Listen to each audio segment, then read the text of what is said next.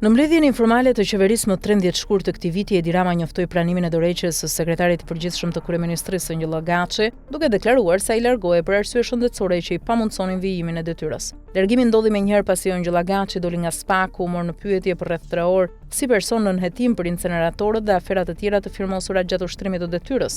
Hetimi zhvillohet në një moment kur SPAK dhe BKH kanë intensifikuar veprimet pranë institucioneve qendrore. 2 ditë para këtij vendimi në hyrje të kryeministrisë u shfaq një furgon dhe një grup personazh që ngarkuan dosje të shumta dhe i larguan nga godina. Pamjet filmike tregojnë persona që transportojnë dosje dhe dokumente me shpejtësi drejt mjetit. Largimi i dokumenteve në këtë moment ngre pikpyetje për përmbajtjen dhe destinacionin e tyre. Dokumentet u nxorën nga selia e kryeministrisë 2 ditë para largimit të Agaçit. Ky fakt shton dyshimet mbi lidhjen mes veprimit administrativ dhe hetimit penal në zhvillim. Pyetjet që shtrohen janë konkrete: a kishin lidhje këto dosje me veprimtarinë e sekretarit përgjithshëm, a përmbanin ato akte, urdhra, vendime apo projekt ligje që mbajnë firmën e kryeministrit dhe të sekretarit përgjithshëm? Çdo dokument ekzekutiv dhe çdo projekt ligj që qeveria paraqet për votim në parlament kalon përmes procedurës së firmosjes nga sekretari i përgjithshëm dhe miratimi nga kryeministri.